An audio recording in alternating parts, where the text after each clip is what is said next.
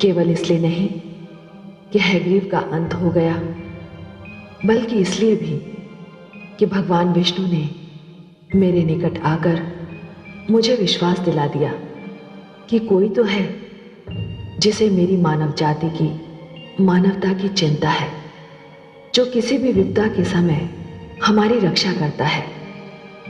मैं आभारी हूं भगवान विष्णु की कि उन्होंने अपना वचन पूरा किया। उन्होंने वेदों का उद्धार करके मानव को वो ज्ञान कोश दिया जो आज भी मानव जीवन को सत्य का, धर्म का मार्ग बता रहा है। देखना यह है कि वेदों की रक्षा के उपरांत अब मानव की रक्षा कैसे होगी, क्योंकि यदि मानव ही ना होगा तो ज्ञान किसके काम आएगा।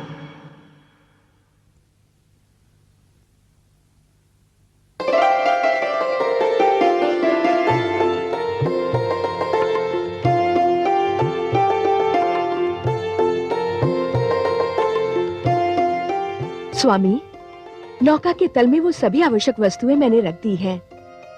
पौधों के बीज, पशु पक्षियों के जोड़े, जो कुछ भी यहाँ था वो सभी मैंने रख लिया है। और हाँ, कोयल की एक जोड़ी भी मैंने रख ली है। उसकी कूक मेरे मन को बहुत ही भाती है। और काग की जोड़ी, वो नहीं रखी तुमने? परंतु काग, उसकी बोली तो बहुत ही कर्कश होती है, मुझे तनिक भी नहीं सुहाती। प्रिय, प्रकृति ने हमें जो कुछ भी दिया है वो अकारण नहीं, उसकी कोई ना कोई उपयोगिता अवश्य है। कुछ वस्तुओं की उपयोगिता का ज्ञान हमें हो चुका है और कुछ वस्तुओं की उपयोगिता हमारे लिए अभी तक रहस्य बनी हुई है। हां, परंतु उनकी उपयोगिता अवश्य है। मानव मस्तिष्क का जैसे जैसे विकास होता जाएगा, ये रहस्य खुलते जाएंगे। परंतु काग की क्या उपयोगिता है स्वामी? क्यों? जब मैं कई कई दिन तपस्या करके घर लौटा तो तुम्ही ने कहा था कि तुम पहले से ही जान गई थी कि मैं आने वाला हूं। मेरे ये पूछने पर कि तुमने ये कैसे जाना, तुम ही कहती थी कि मुंडेर पर कागा बोला और तुम समझ गई कि मैं आ रहा हूं। तो काग की उपयोगिता तुम स्वयं मान चुकी हो। तब तो मुझे नौका में विषैले सर्प भी रखने होंगे स्वामी। अवश्य रखने होंगे देवी। कई ऐसे रोग हैं जिनकी औषधि विष है। क्या सर्प का विष कई रोगों की औषधि नहीं है? विषस्य विषौषधम, सुना नहीं? विष ही विष की औषधि है। हमारा कर्तव्य है कि इस जल प्लावन से जितना भी जीवन संभव हो बचा लें। वो सुंदर है या कुरूप, ये देखना हमारा कार्य नहीं। सुंदरता और कुरूपता तो हमारी दृष्टि का भेद है। तो आपका संकेत ये है कि सुखदायी वस्तुओं के साथ हमें दुखदायी वस्तुओं को भी बचाना होगा, पुष्प के साथ कांटे को भी ले जाना होगा। मेरा यही संकेत है देवी। कांटा चुभता है, दुख देता है, परंतु वही तो पुष्प की रक्षा भी करता है। रचनाकार की रचना के महत्व को समझने के लिए दृष्टि में उदारता होनी चाहिए। स्वार्थी दृष्टि मन और मस्तिष्क को छोटा बना देती है। पूर्णता के लिए आवश्यक है कि सृष्टि बहुरंगी हो। अनेकता में एकता ही तो जीवन का सौंदर्य है देवी। आप ज्ञानी हैं स्वामी, आपने मेरी आंखें खोल दी। मैं अभी अपनी भूल सुधार कर आती हूं। ठहरो देवी, भूल का नाम लेकर तुमने मुझे भी मेरी एक भूल का स्मरण करा दिया। क्या आप भी नौका में कुछ रखना भूल गए हैं स्वामी? हां, मैं जीवन की सबसे बड़ी आवश्यकता को साथ लेना भूल गया हूं। किंतु क्या? मैं नौका में शिक्षा रखना भूल गया हूं। शिक्षा? हां देवी, हम अपने साथ शिक्षा ना ले गए तो नए जीवन, नई पीढ़ी को हम क्या भेंट देंगे? किंतु स्वामी, शिक्षा नौका में कैसे रखी जा सकती है? शिक्षा शिक्षक से मिलती है, और सृष्टि में सप्त ऋषियों से बड़े शिक्षक और कौन हैं? हमें इस जल प्लावन से जो कुछ बचाना है उसमें शिक्षा को बचाना सबसे अधिक आवश्यक है। शिक्षा को बचाने के लिए हमें नौका पर सप्त ऋषियों को भी साथ लेना होगा। हाँ, और वे आपके भ्राता भी हैं, आपके कुटुंब के अंश और आपके परिवार के सदस्य। नहीं देवी, मैं उन्हें इसलिए नहीं बचाना चाहता कि वो मेरे भ्राता हैं। शिक्षक का महत्व परिवार के सदस्यों से अधिक होता है। मुझे सप्त ऋषियों के पास ब्रह्म क्षेत्र में जाना ही होगा। किंतु स्वामी, समय बहुत ही थोड़ा रह गया है। तुम चिंता न करो देवी, मैं उन्हें साथ लेकर सांझ तक लौट आऊंगा।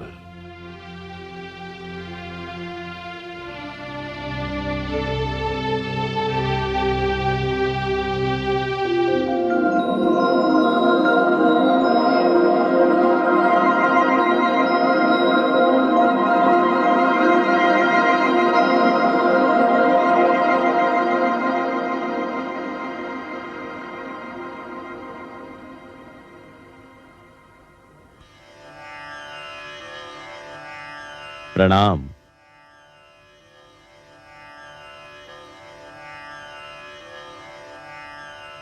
इस अचानक ऋतु परिवर्तन का कारण मेरी समझ में नहीं आ रहा है। देखते ही देखते दृश्य बदल गया है।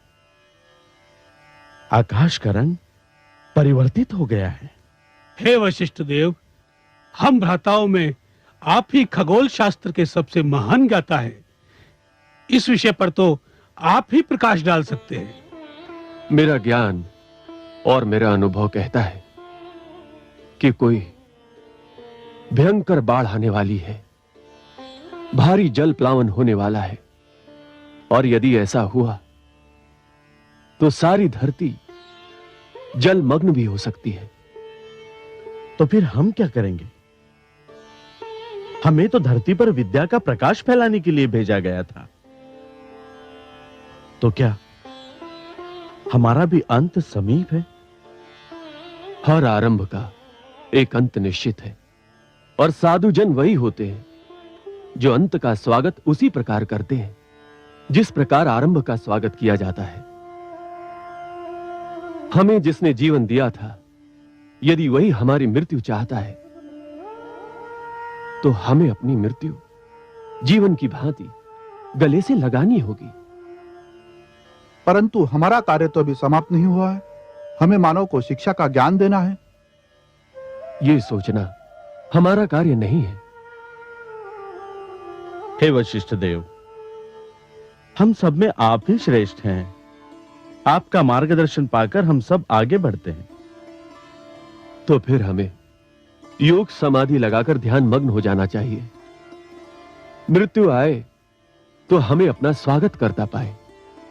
आपके आदेश का पालन होगा।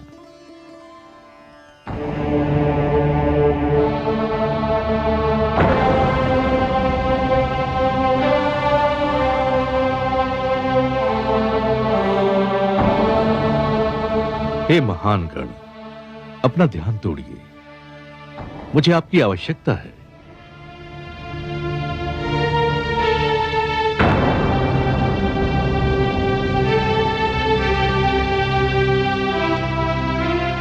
मैं ब्रह्मपुत्र, आपका अनुज, मानव कल्याण के लिए आपको लेने आया हूं।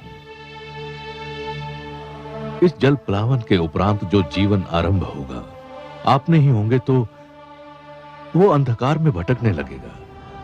हे ऋषिगण, आपको सृष्टि में आने के उद्देश्य की पूर्ति करनी है। मानव जाति के लिए, जीवन के लिए आपका मेरे साथ चलना अनिवार्य है। आंखें खोलिए, समय हाथों से निकला जा रहा है।